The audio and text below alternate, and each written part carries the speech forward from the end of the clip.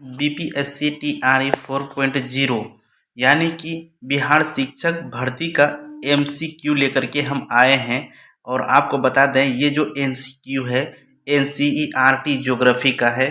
और आप इस MCQ के अंदर में भारत, आकार और स्थिति को समझेंगे। यानी कि इस चैप्टर से लाइन बाय लाइन जो प्रश्न बनने वाला था उसको बना करके हम आप लोगों के सामने लाए हैं। और आप लोग वीडियो को शुरू से लेकर के अंत तक देखिएगा। अगर आपका एग्जाम में यानी कि इस चैप्टर से कोई भी प्रश्न आता है, आप ये वीडियो देख लेते हैं तो वो प्रश्न आपसे बन जाएगा। ये मेरा 100% गारंटी है। वो प्रश्न आप उसको बना करके आएंगे। तो चलिए हम लोग प्रारंभ करते हैं। प्रश्न संख्या हम लोग 31 पर चलते हैं।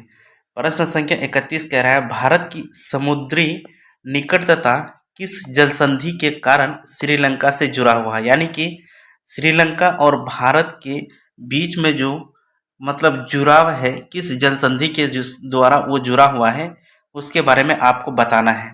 तो ए ऑप्शन में है मलक्का जलसंधि, बी ऑप्शन पे है पाक जलसंधि, और सी ऑप्शन पे है बोरिंग जलसंधि, और डी ऑप्शन में है सोंडा जलसंधि, और ई नंबर पे है उपर्युक्त में से कोई नहीं।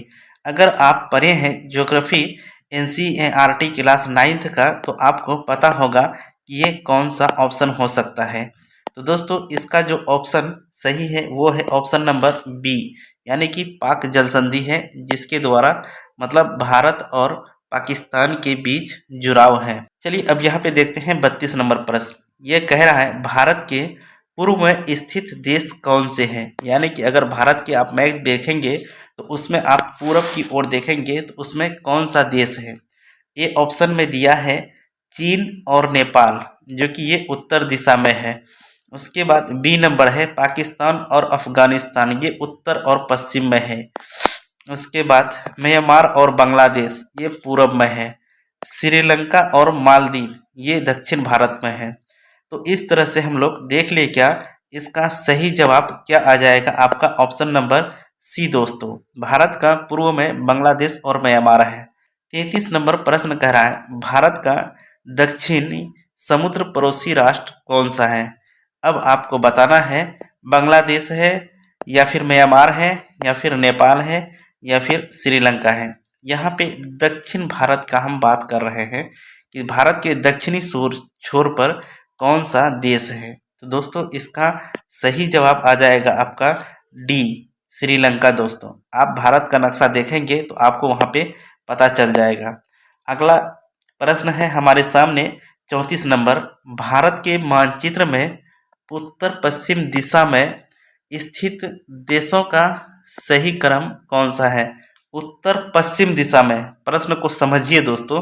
तो ए ऑप्शन में दिया है चीन और पाकिस्तान, बी ऑप्शन में दिया है पाकिस्तान और अफगानिस्तान, सी ऑप्शन में दिया है नेपाल और भूटान, और डी ऑप्शन में दिया है म्यांमार और बांग्लादेश।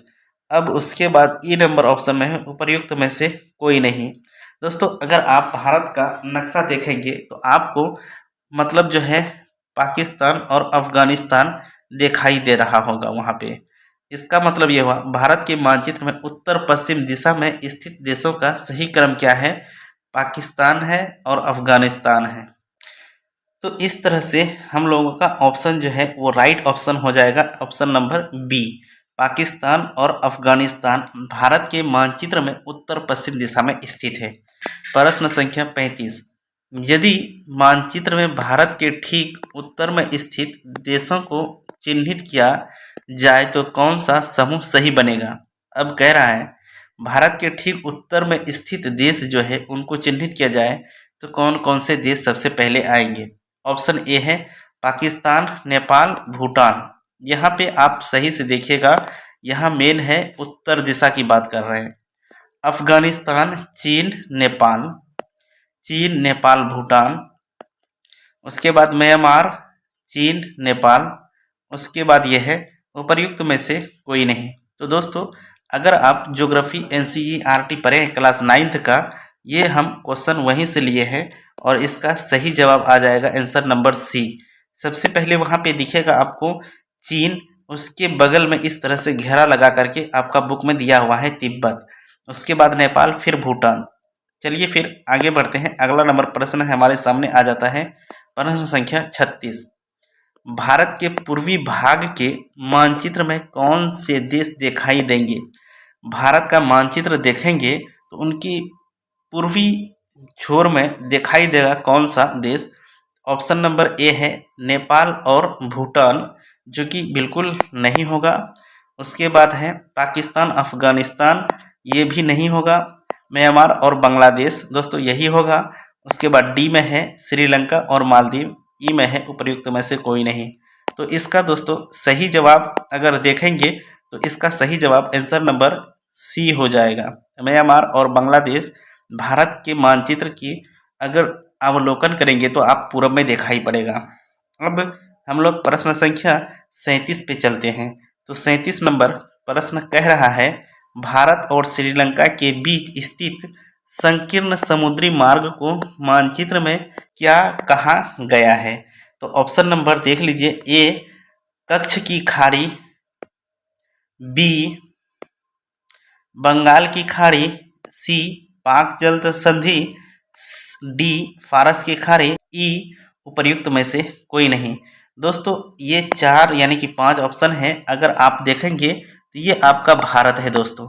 ये भारत का यहाँ पे है मतलब जो है म्यांमार, और यहाँ पे है बांग्लादेश, और ये है आपका श्रीलंका। अब यह कह रहा है भारत और श्रीलंका के बीच स्थित संकीर्ण समुद्री मार्ग को, यहाँ अगर आप ध्यान से देखेंगे तो यहाँ पे एक संकीर्ण पतला सा रास्ता है। इसी रास्ता को मतलब इसी रास्ता के बारे में कह रहा है, इसको किस नाम से जानते हैं? तो दोस्तों इसका सही जवाब आ जाएगा आपका ऑप्शन नंबर सी, पाक जल संधि। दोस्तों आपको बता दें कि ये वाला जो है, ये वाला, इसको पाक जल संधि कहा जाता है। तो चलिए प्रश्न संख्या हम लोग 38 पे आ जाते हैं। भारत और श्रीलंका के बीच स्थित खाड़ी का नाम क्या है? भारत और श्रीलंका के बीच जो खाड़ी है उसका नाम है, आप ऑप्शन नंबर ए देखिए, कच्छ की खाड़ी, जो कि गुजरात वाला है, ये नहीं हो सकता है। बी यानी कि मन्नार की खाड़ी, ये आपका हो सकता है। सी खंभात की खाड़ी, ये आपका नहीं हो सकता है। डी बंगाल की खाड़ी, ये भी नहीं हो सकती है, और उपर्युक्त में से कोई नहीं। तो आपको बताना है इसका सही जवाब। भारत और श्रीलंका के बीच स्थित खाड़ी का नाम क्या है? तो उस खाड़ी की अगर हम बात करें तो दोस्तों उस खाड़ी का नाम है बी ऑप्शन, मन्नार की खाड़ी। दोस्तों 39 नंबर प्रश्न कह रहा है मानचित्र में लक्षद्वीप समूह के दक्षिण में कौन से देश स्थित है? तो लक्षद्वीप अगर देखेंगे तो यहाँ पे है अरब सागर में। दोस्तों तो इसके क्या कह रहे हैं, दक्षिण में कौन से देश हैं? तो देखिए ए ऑप्शन में है श्रीलंका, बी में है मालदीव, सी में है बांग्लादेश, और डी में है म्यांमार। दोस्तों इसका सही आंसर यहाँ पे देखेंगे ना तो यहाँ पे आपको मालदीव दिखाई पड़ेगा। भारत की नक्शा अगर देखेंगे तो आप यहाँ पे आपको मालदीव दिखाई पड़ेगा। यानी कि इस प्रश्न का आप लोग आंसर अगर देंगे तो उसका सही आंसर हो जाएगा ऑप्शन नंबर बी, यानी कि मालदीव है।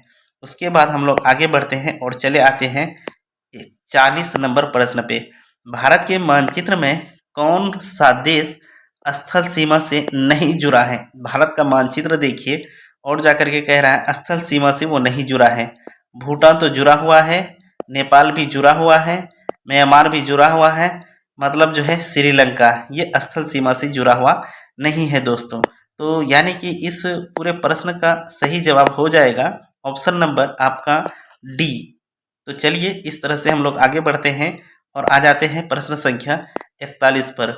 यदि भारत को एशिया के मानचित्र में देखें तो वह किस क्षेत्र में प्रमुख रूप से दिखाई देता है? तो आप यहाँ देखिए, पूर्व एशिया, या फिर बी नंबर में है पश्चिमी एशिया, उसके बाद सी में देखेंगे तो मध्य एशिया, और डी में देखें तो दक्षिण एशिया। तो दोस्तों इसका सही जवाब क्या होगा? आप भारत को एशिया के मानचित्र में अगर देखते हैं तो आपको किस क्षेत्र में प्रमुख रूप से दिखाई देगा? ऑप्शन ए है उपर्युक्त में से कोई नहीं। इस प्रश्न का सही जवाब है आंसर नंबर आपका डी। और फिर हम लोग आगे बढ़ते हैं और अगला प्रश्न चलते हैं हम लोग 42 नंबर पे। 42 नंबर प्रश्न कह रहा है भारत के उत्तर दिशा में स्थित देशों के संदर्भ में कौन सा कथन गलत है? नेपाल भारत के उत्तर में स्थित है। उसके बाद बी में दिया है भूटान भारत के उत्तर में स्थित है। सी दिया है तिब्बत यानी चीन यानी कि तिब्बत भारत के उत्तर में स्थित है। और डी श्रीलंका भारत के उत्तर में स्थित है। उपर्युक्त में से कोई नहीं। आप एक बार 42 नंबर प्रश्न पढ़िए, तो यहाँ पे गलत कथन के बारे में कह रहा है। कौन सा कथन गलत है? तो गलत है आपका आंसर नंबर डी दोस्तों, यानी कि श्रीलंका भारत के दक्षिण में है। तो यहाँ पे दिया है उत्तर, तो इसलिए इसका आंसर डी ही हो जाएगा। तो चलिए आगे बढ़ते हैं और हम लोग आ जाते हैं यहाँ पे। देखिए कुछ इंपॉर्टेंट फैक्ट है, उसको जान लेते हैं दोस्तों। अंडमान और निकोबार द्वीप समूह का मुख्य अक्षांशीय विस्तार लगभग कितना है? अंडमान निकोबार द्वीप समूह, अगर आप भारत की मैप को देखेंगे तो अंडमान निकोबार द्वीप समूह इस वाला एरिया में आपको दिखाई पड़ेगा दोस्तों, ये वाला एरिया में अंडमान निकोबार। तो इसका मतलब जो है अक्षांशीय विस्तार आपको बताना है। ए ऑप्शन है 4 डिग्री नॉर्थ से 10 डिग्री नॉर्थ के बीच में, मतलब ये अक्षांश है। उसके बाद बी नंबर है 6 डिग्री 45 मिनट उत्तर से 14 डिग्री उत्तरी अक्षांश के बीच में है।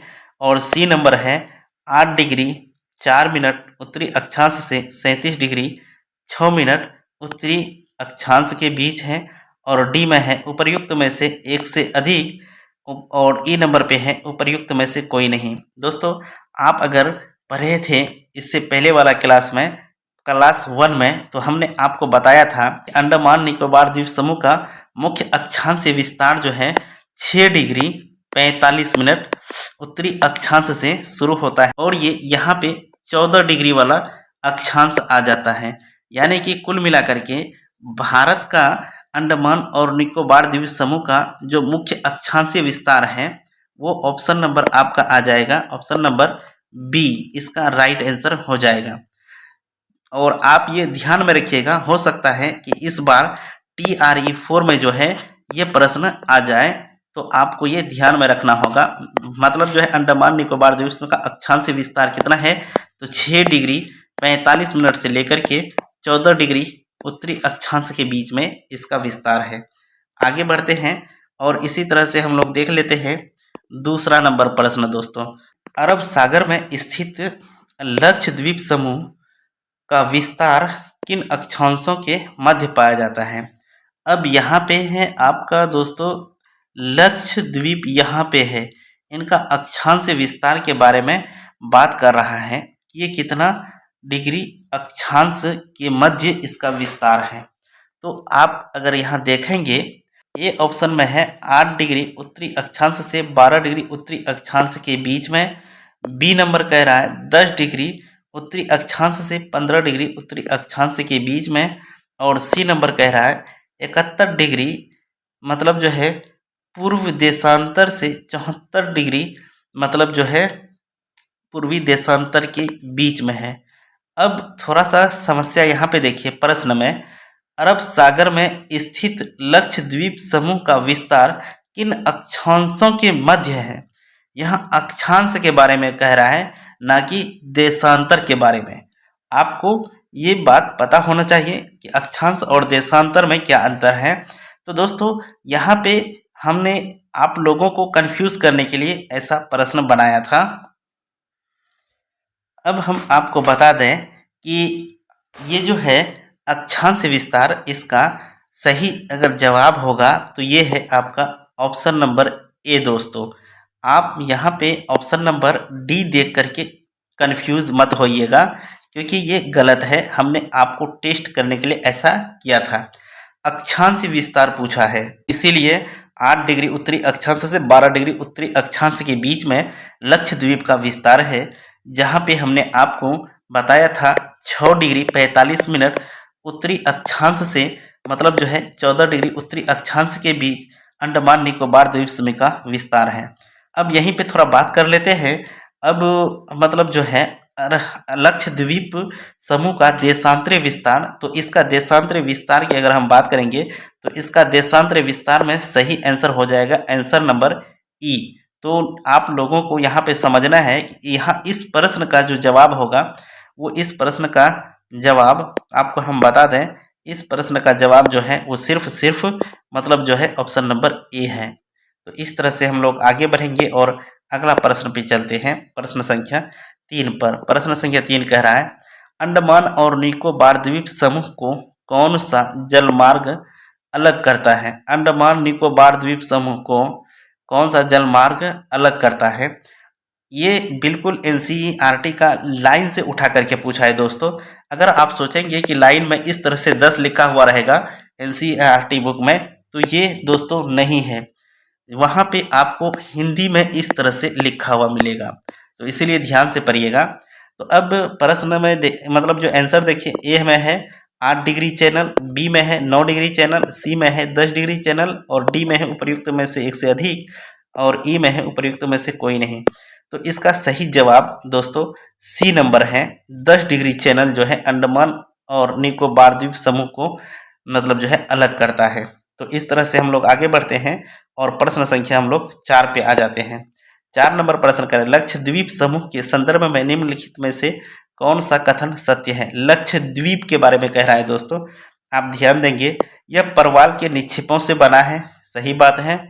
अब बी नंबर है, इसका पहले नाम लकादीव, मिनिकाय और अमीनीदीव था, बिल्कुल सही है, एनसीईआरटी का लाइन पूछा है। और सी नंबर है, कवारती द्वीप यहाँ का प्रशासनिक मुख्यालय है, ये भी सही है। और डी में दिया है उपर्युक्त में एक से अधिक और ई में दिया है उपर्युक्त में से कोई नहीं। तो दोस्तों इस तरह का अगर प्रश्न आ जाए ना तो थोड़ा समझिए, यहाँ पे हम जो 3 ऑप्शन ऊपर में दिए हैं ये तीनों बिल्कुल सत्य है और आपको इसको याद कर लेना है, ये किसी भी रूप में पूछ सकता है। तो यहाँ पे हम देख लेते हैं, तो इसका सही आंसर है आंसर नंबर डी दोस्तों। तो चलिए हम लोग आगे बढ़ते हैं और अगला प्रश्न है दोस्तों। देखिए आज का वीडियो यहाँ पर ख़त्म हो जाता है और ये वीडियो देखने के लिए आप लोगों का बहुत बहुत धन्यवाद। तो दोस्तों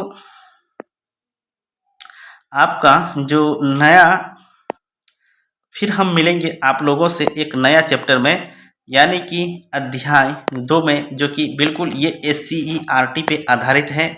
ये एमसीक्यू होगा, बिल्कुल लाइन बाय लाइन का एमसीक्यू है और जाकर के ये बहुत ही इम्पोर्टेंट क्लास होने वाला है दोस्तों, इस क्लास को मिस मत करिएगा। तो चलिए आज का वीडियो हम यहीं पर समाप्त करते हैं, मिलते हैं एक नया वीडियो में एक नई जानकारी के साथ, तब तक के लिए जय हिंद।